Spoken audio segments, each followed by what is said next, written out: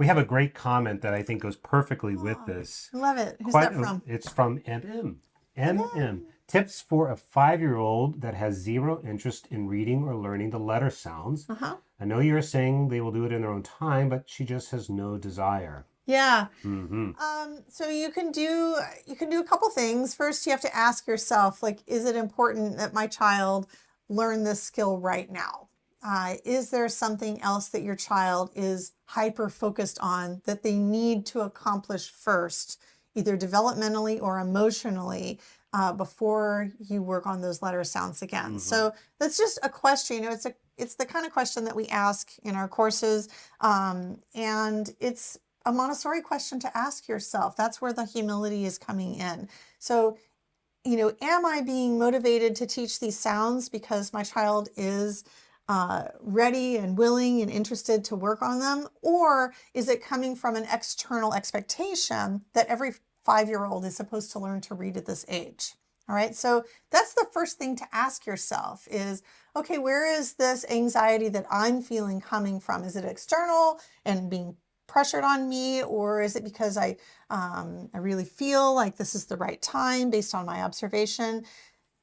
So just ask yourself that question first. And second, there are things that we can do to motivate children through the process of learning to read. All right. And, I would say like that age 5 expectation wise, it's not an inappropriate Transitional age to period learn how there. to read, right? It's like developmentally and skill wise, it's not an inappropriate I mean, we expectation. used to expect children to read in like the first grade, Yes. and that wasn't that long ago. And it's not like children have radically changed. But you can't control how fast your child progresses or whether they're going to be interested in it at that time. So some things that you can do from the Montessori perspective to increase that motivation is you can take the pressure off of the learning to read time and instead like make it more of a low key, playful type of thing.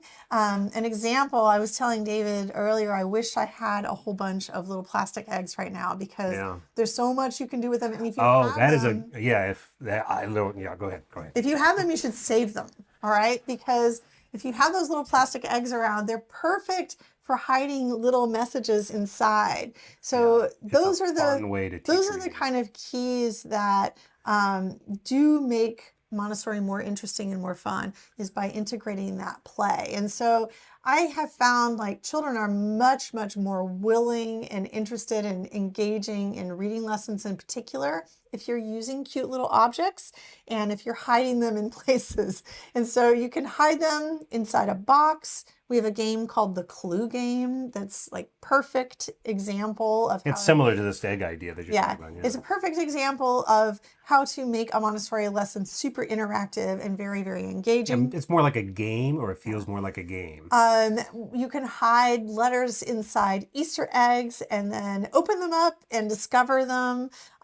Maybe I'm thinking a million different things. I'm Well, we thinking, had that one. We did a Christmas book a few years ago where we yeah, had scavenger hunt.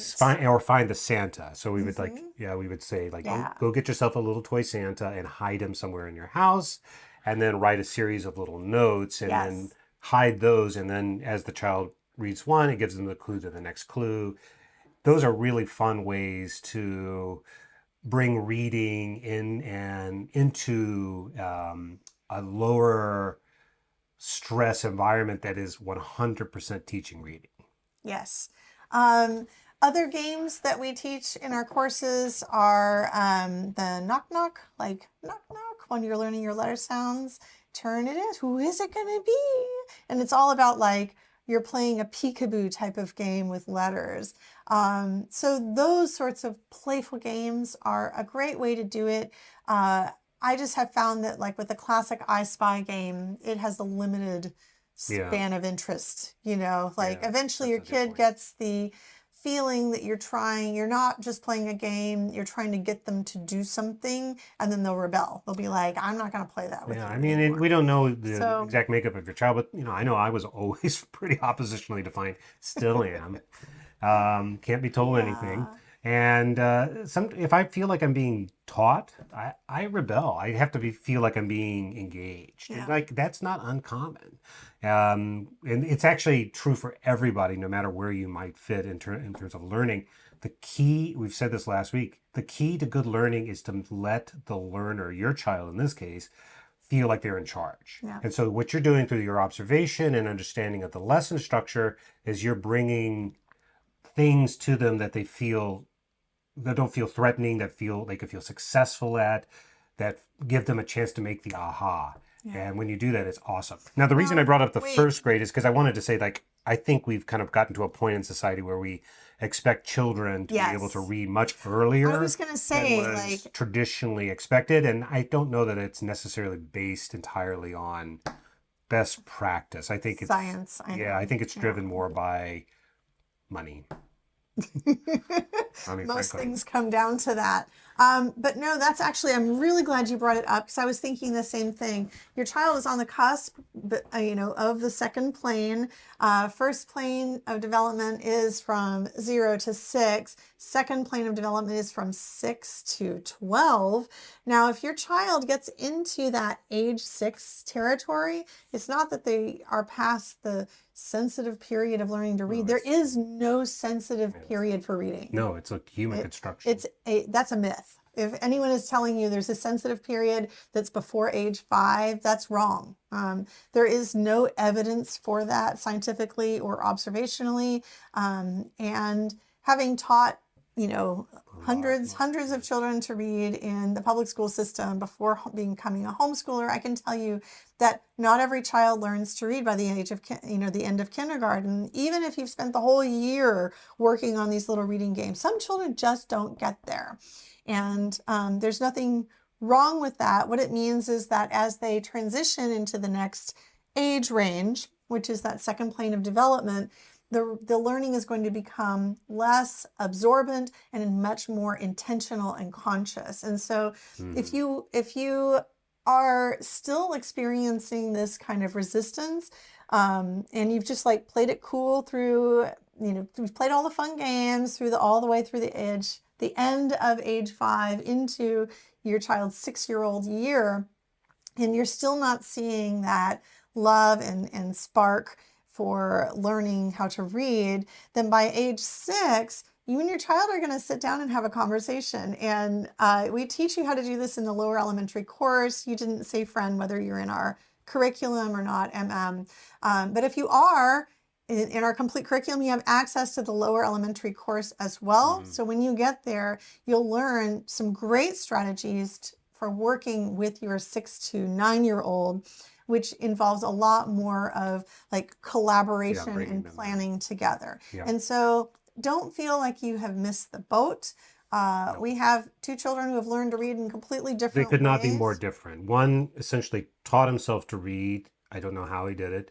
And the other is pretty severely dyslexic. Yeah, so And there's required very different strategies. what that taught us was humility on both ends. If your child is just going through it at their own pace naturally and skipping steps, let them skip the steps. And if your child is just like not getting it, slow way down, extend the amount of time you expect your child to be able to accomplish these goals, and give them very smaller little steps, on the way there. But either way requires us to release our expectations of the exact timeline when our children are going to be Yeah, and I think it. it goes back to what we were talking about with this whole roadmap. Like, this is where observation comes in, setting a rhythm and routine. Maybe you start with a language game every day. It's just part of your routine. Maybe over breakfast, you play some kind of a game that's actually a language game, but doesn't seem like it. Right?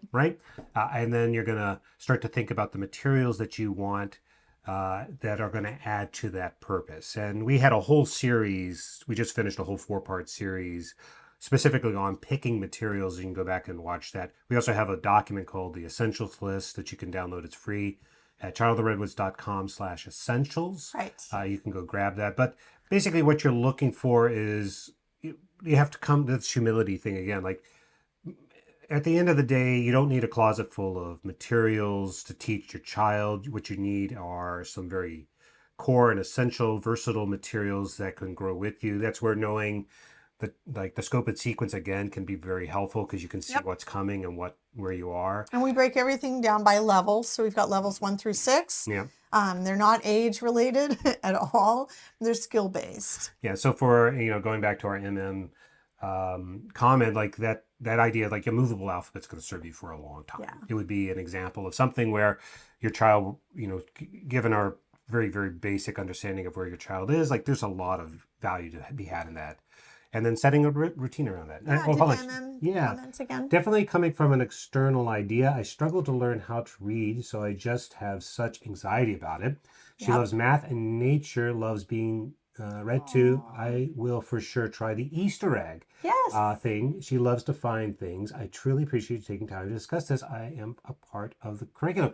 Well, we're perfect. wonderful. I don't recognize your screen name here, but reach out to us in the community too. We're happy to discuss further within Mighty Networks. Yeah, teaching reading is so much fun. So definitely start a post and tag me in it.